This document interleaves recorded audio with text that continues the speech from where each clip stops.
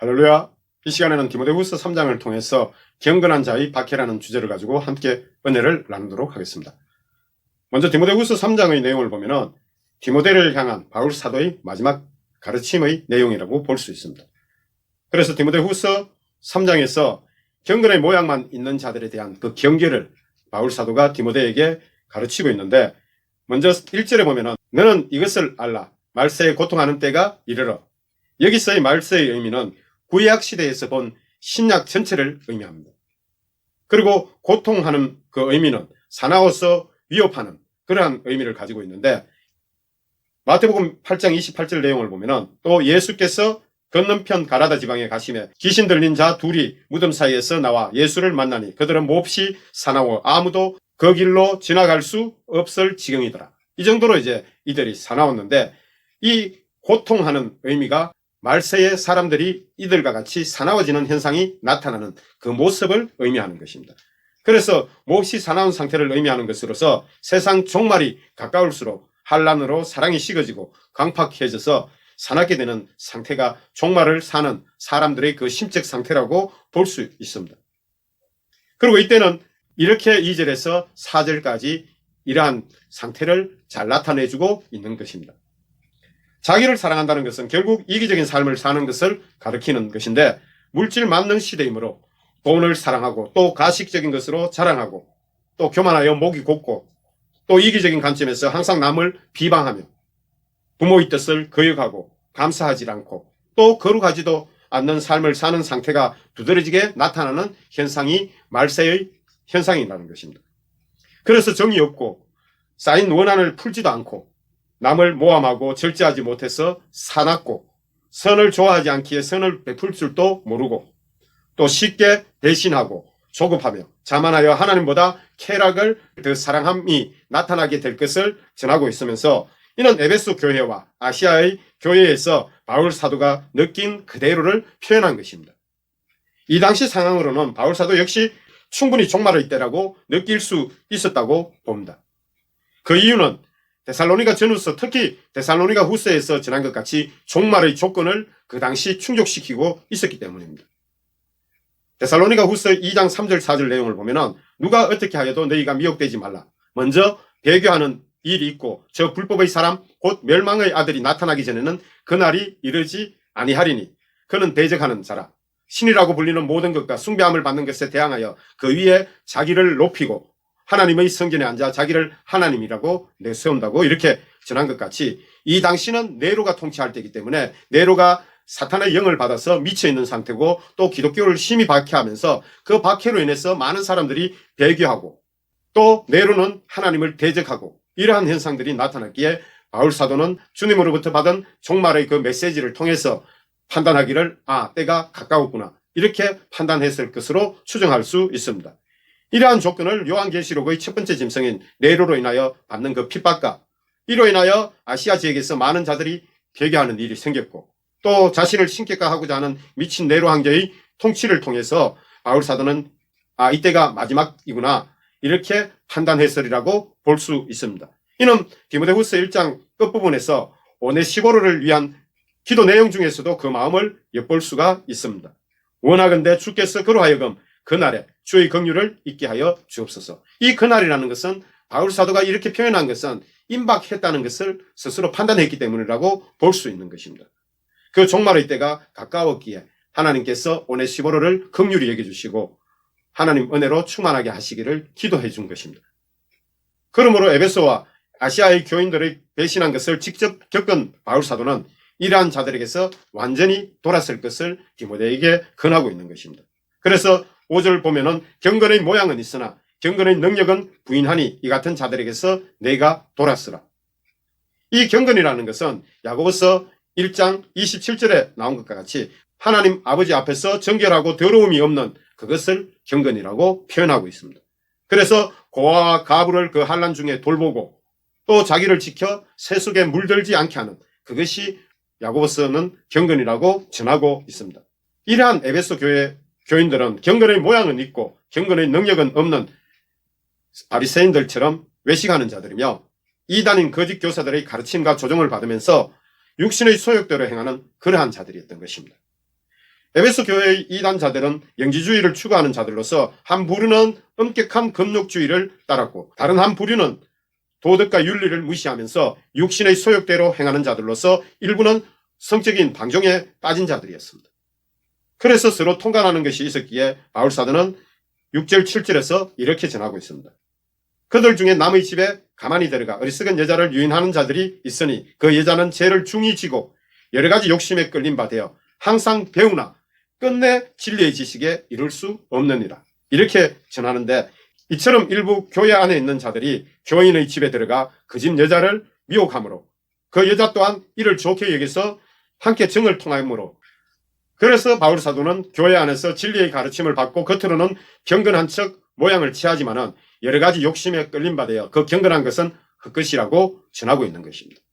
그래서 7절에서 항상 배우나 끝내 진리의 지식에 이룰 수 없느니라고 전하는 것은 결국 그동안 이와 같은 여러 제약이 쌓여 악하고 쉽게 욕심에 이끌림으로 결코 경건에 이룰 수 없는 상태임을 전하고 있는 그러한 말씀입니다. 그리고 8절 보면은 얀네와 얀브레가 모세를 대적한 것 같이 그들도 진리를 대적하니 이 사람들은 그 마음이 부패한 자요 믿음에 관하여는 버림받은 자들이니라. 이 얀네와 얀브레는 모세 자신이 하나님으로부터 보냄을 받은 자라는 증거로 바로 앞에 이적을 행했을 때 거기서 이적들을 일으켜 모세를 대적하는 애굽의 술객을 가리킵니다. 이들의 이름은 구약 성경에는 직접 나오지는 않지만은 요나단 탈굼이나 다른 외경에 또 기독교 초기 문헌들에 자주 나타나는 이름입니다. 그래서 바울 사도는 가말리엘 문화생으로서 유대의 전통을 통해 이 두 사람의 이름을 접하게 됐을 것으로 추정하고 있는데 이 내용은 바로 바울 사도가 에베소 교회의 거짓 교사들을 애굽의 술객에 비유하여 그들이 하나님의 말씀을 대적하고 있음을 지적하는 그 내용입니다.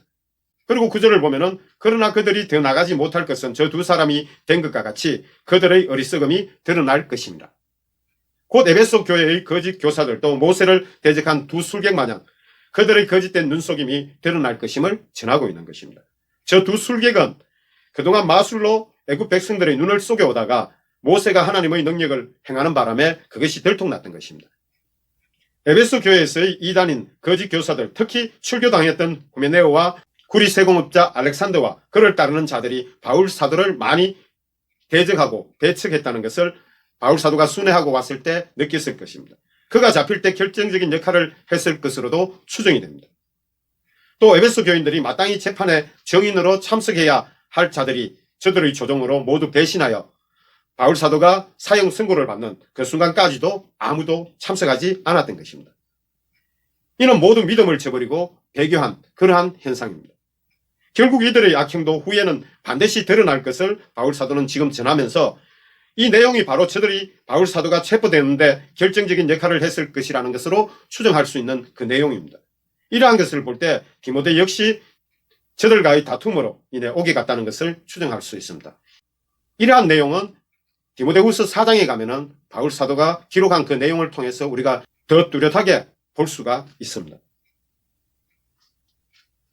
그래서 경건한 자의 박해에 대해서는 디모데후서 3장 10절에서 나의 교훈과 행실과 의향과 믿음과 오래 참음과 사랑과 인내와 여기서의 교훈은 바울 사도가 그동안 설교하고 가르친 복음의 진리를 의미하는데 이를 디모데가 옆에서 지켜보고 들었던 것입니다. 그 교훈을 지칭하고 있는 것인데 이 교훈이 가장 먼저 언급되고 있는 것은 바울 사도의 이 교훈은 디모데에게 가장 많은 믿음의 영향을 미쳤다는 것을 알 수가 있습니다. 그래서 사역자로서 함께 동행하면서 실질적으로 믿음의 본을 보인 바울 사도의 그 모습을 보고 디모데는 믿음이 성장해 왔던 것입니다. 결국 사역자로서의 훈련은 바울 사도를 통해서 이루어졌다고 할 수 있는 것입니다. 그래서 믿음의 아들이자 제자인 디모데를 바울 사도는 그동안 10수년 동안 온전히 양육했다고 볼 수 있습니다. 그리고 두 번째 행실은 바울 사도가 언행 일치를 통해서 진리에 순종하는 모습을 보였던 그것을 가리키고 있는 것입니다. 바울 사도는 성령이 충만하였기에 성령의 권능이 크게 나타남으로써 디모데에게 하나님의 역사가 이렇게 나타난다는 것을 실질적으로 보여준 거나 다름이 없는 것입니다. 그리고 의향은 목적을 의미하는 단어인데 바울 사도의 삶의 그 목적이 오직 복음을 만민에게 전하고자 하는 그런 것이었습니다. 그래서 모든 고난을 감수하면서도 오직 복음화를 위하여 달려왔던 것입니다. 이 사항을 누구보다 잘 아는 것이 디모데입니다. 그래서 이 단어들을 디모데를 향해서 전하고 있는 것입니다. 그리고 믿음은 하나님을 변함없이 의지하였고 하나님께서 끝까지 지켜주실 것을 확신하는 그러한 내용인데, 디모데후서 1장 11절 12절 내용을 보면은 내가 이 복음을 위하여 선포자와 사도와 교사로 세우심을 입었노라.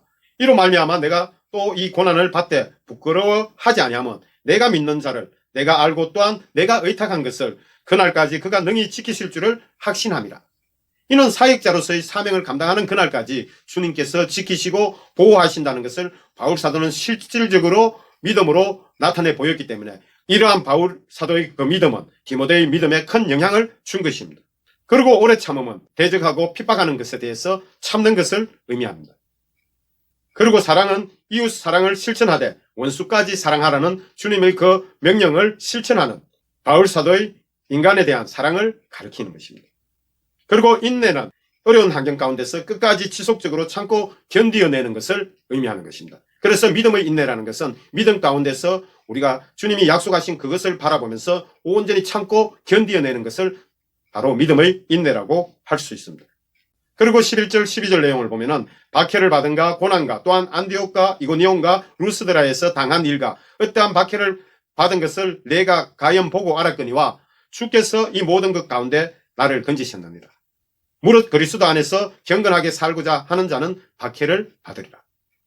바울 사도는 1차 선교 여정 중에 이 세 곳에서 당한 고난을 디모데에게 돌이켜보게 하고 있는 것입니다.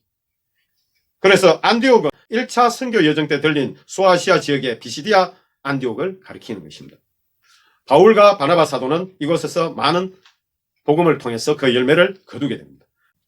그리고 이고니온은 유대인들이 이방인들을 선동하여 바울 일행을 돌로 치려고 위협하므로 바울 사도가 루스드라와 더베로 도망했던 그런 곳입니다. 루스드라는 디모데의 고향으로 바울 사도의 선교 1차 여정 때 이곳에서 안전병기를 고치는 것도 보았고, 그래서 루스드라의 사람들이 자신을 바나바와 함께 신으로 섬기려는 것을 막고 복음을 전파했던 그곳입니다. 이때 루스드라에서 디모데네 가정에 복음이 전파되었던 것입니다. 그 후 안디옥과 이고니온에서 있던 그 유대인들이 이곳까지 넘어와서 바울 사도를 돌로 쳐서 성 밖에 내다버렸는데 바울 사도는 제자들이 보는 앞에서 털고 일어서면서 성 안으로 다시 들어가서 바나바 사도를 만나 그 다음날 더베로 넘어가게 된 것입니다. 이러한 가운데서 주님께서 바울 사도를 건지셨음을 디모데에게 돌아보게 하면서 바울 사도는 처음 옥에 갇혔다가 출소한 후 믿음이 많이 약해져 있는 이 디모데에게 지금 용기를 주면서 하나님께서 그렇게 경건한 자에게 역사하셔서 박해 가운데서도 건지신다는 것을 돌이켜보게 한 것입니다.